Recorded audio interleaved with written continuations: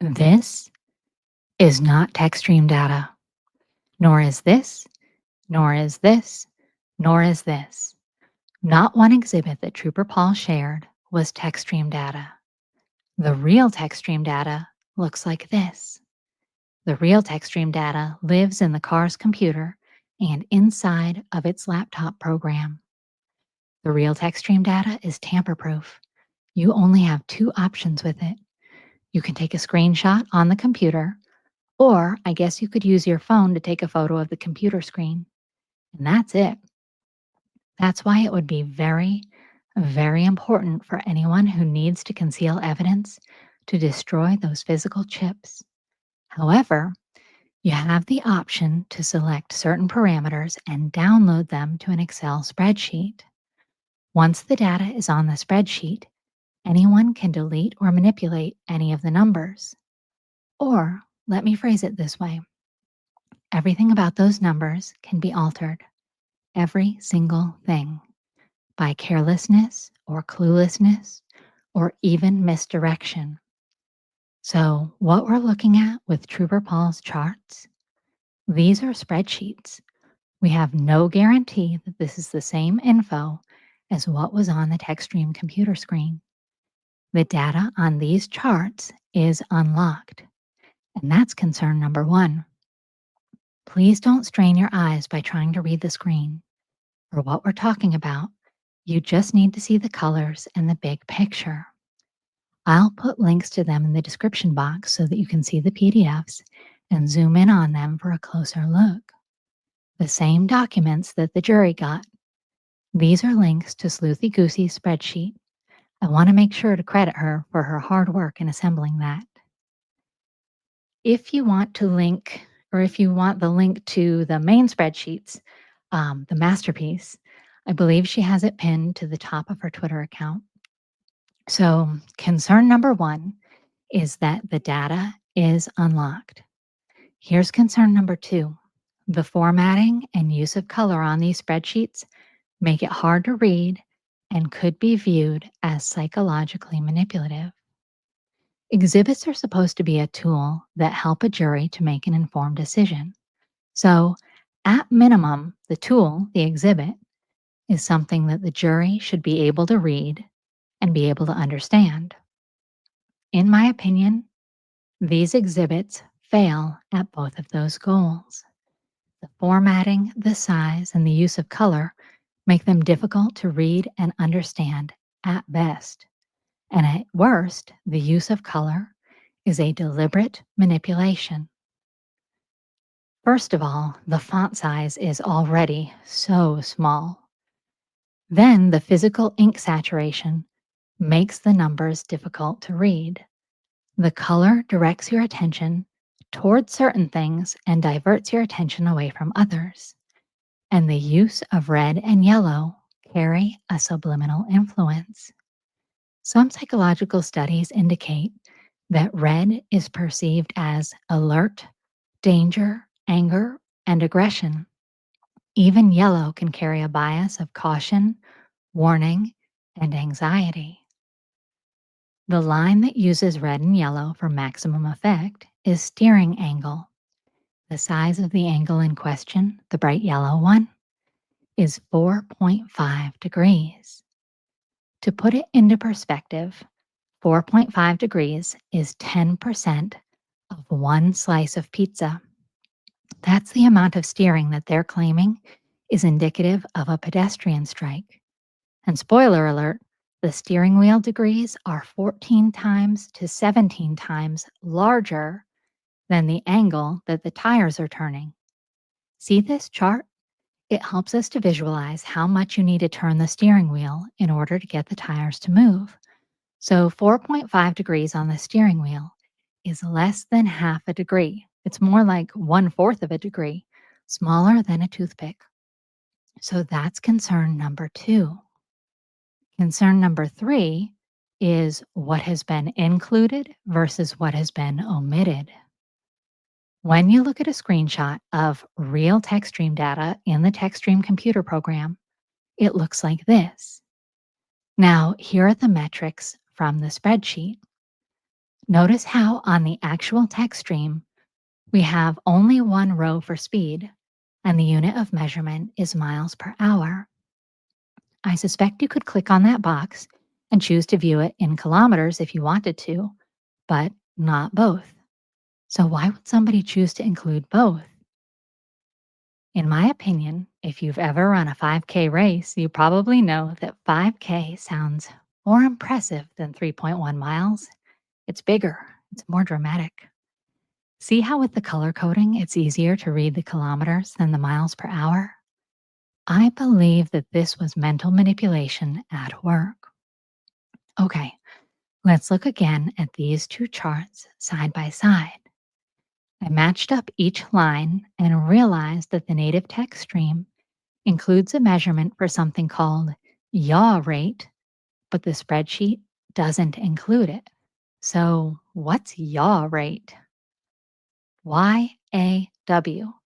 It's not yawn rate. Boy, is it hard to resist the urge to make an Adam Lolly joke. Maybe you've heard this word, yaw, used in reference to airplanes. For the airplane, see how there's roll, which measures the side to side rocking, and then there's pitch, which measures the front to back rocking. Then there's yaw, which measures the spin. For a car, pitch and roll are measured in a similar way, they just use different words. So here's how we can remember yaw. Have you ever been to the rodeo or to a bar that has a mechanical bull? The rider gets on, and the angry horse or bull or mechanical bull bucks up and down while it's spinning around in a circle. Yee-haw! The more dizzy you get, the more the sounds blend together. Yaw! Now, this part is really cool. There's a device, a sensor inside the car that measures the yaw, the spinning around of the car. Remember when we were little and we first learned about space camp? Remember the zero gravity gyroscope thingy that would spin people around? I wanted so badly to attend space camp and ride on that thing. Now that I'm older and I get dizzy on the merry-go-round, I look back and wonder what the heck I was thinking. Well, there's a miniature gyroscope in the car that measures the rocking around of the vehicle, just like space camp. The yaw sensor detects types of movement and helps determine if the vehicle is spinning or rolling over, and it provides information to the vehicle's stability control system. I think that the proper term for what it measures is called angular velocity. The yaw sensor helps the vehicle's stability control system to determine the vehicle's driving state. So if it senses a problem, it takes corrective action, like reducing the engine power or applying the brakes to specific wheels. That one line of data would tell us so much about what the car was doing while it was allegedly doing the other stuff in the chart. Yet that metric was omitted. Why? What would it have shown us? Was the car skidding, fishtailing? Were the tires spinning in snow and ice? Or would it have shown us the rocking and imbalance of a vehicle in the snow trying to get up onto a tow truck bed? And speaking of things that are omitted, see how Trooper Paul's spreadsheet is missing the time and date stamp? Well, the screenshot of the official TECHSTREAM data is missing some of those values too. So I started to wonder what authentic reasons might cause this box to be left blank. According to Google AI, there are some legitimate reasons why this might be blank. If your TECHSTREAM software is showing an empty time and date field, it usually means that the vehicle's internal clock is not properly set, or that the communication between TECHSTREAM and the car is not established correctly. This could be due to a faulty connection, incorrect vehicle selection, or the need to perform a specific procedure to access the vehicle's date and time settings within TECHSTREAM, depending on the car model. So I guess it could be one of those reasons, or it could be that the Commonwealth seized an opportunity to be deceptive. We don't really know. Concern number 4. The only readable charts are problematic. So on these two spreadsheet charts, you almost can't even see it in the mess, but there's a pink box in the exact center of each, and that's the trigger event. Remember that neither of the quote unquote events involved hitting anything. Neither involved steering degrees, despite the blaring red and yellow line. Both of the events involved the moderate to high acceleration after the car was placed in reverse. It's hard to see, so you may just have to trust me on this. When you look at the speed around the events, the car wasn't immediately responding. There may have been medium to high pressure on the gas pedal, but the car itself wasn't going anywhere. So if you're pushing on the gas and it's not moving, you'd want to push harder on the gas pedal, right? These are the kind of questions you'd be asking yourself. Except you can't answer these questions with the charts that are readable because only one of the legible charts, Exhibit 596, has chopped off the pink trigger event altogether, and it focused on just the last few seconds after the event. Look over here, not over here. Look at this nice, big, easy to read chart with dramatic coloring, and just, trust us. Trust us, bro, that it's the same information from the teeny tiny charts. And if you've never seen the actual TECHSTREAM chart, you wouldn't know that the yaw rate is missing. How can you know what's missing if you didn't know what it was supposed to look like in the first place? Further complicating things, this spreadsheet contains information that absolutely was not transferred over from the TECHSTREAM data. So I'm going to shade out the raw data so that the only thing remaining are numbers that Trooper Paul obtained by doing math. He even included his equations. They're right here. He posted them in the blue box. Please do not strain your eyes to see the screen. Just trust me, they're in the blue box. So essentially, he used the same kind of math that I used back when I did the experiment to find out that 62.5 feet is the same thing as 7.65 tire rotations of Karen's SUV.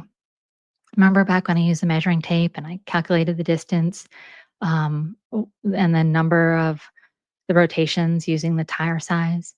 So Trooper Paul calculated distance by using time and the displayed recorded speed. We used different equations, but you can see how the puzzle pieces fit together the way that math sometimes does. You already know that a car can travel many miles without adding mileage, like when it's on the back of a tow truck. And you know that there are times when vehicles' tires can rotate without the vehicle's tires actually traveling any distance. Just like you can walk 3 miles on a treadmill without ever leaving the gym or the spare bedroom. Have you ever seen a machine like this? It's called a dynamometer. People who care about performance racing will make all kinds of changes to their cars to give them more horsepower so that they'll go faster. This machine is like a treadmill for cars. It measures how much horsepower and torque the car is generating. On a dyno machine, the gauges in the car are reading as if the car is actually in motion. So the RPMs are cranking, the speedometer is up, the odometer is recording distance, but the car itself isn't moving. It isn't changing locations. You know what else makes a car behave this way? When tires are spinning in snow or on ice. And then there is concern number 5. There are so many possibilities once you know that all of these little boxes were unlocked. You could reverse the plus and minus signs that indicate right and left. You could invert the code numbers of the transmission for forward and reverse. Or perhaps, most easily, you could just assign a new timestamp across the top of the chart. Using existing data that you think you have. It's like confirmation bias on steroids. It would be so easy even an idiot could do it. All you'd have to do is look at the time distance between when John O'Keefe asked Jen where to via text and cross reference it against what time the GPS claimed that they arrived. And then, shave off a few seconds to account for the missed turn. Because they don't know what we do, that GPS is impacted by the weather, multipath error, and a host of other problems. They wouldn't know that the GPS was wrong, and they wouldn't have realized that somebody else brought John's phone outside. They would have assumed that the 1232 final steps of the phone were John himself. Bingo bongo. Add the timestamps and poof, pedestrian strike. They weren't thinking that the world would be looking so closely. They thought that they could just create the evidence they needed. And they thought wrong. Take care of yourself, take care of each other, and take care of our community. I love you.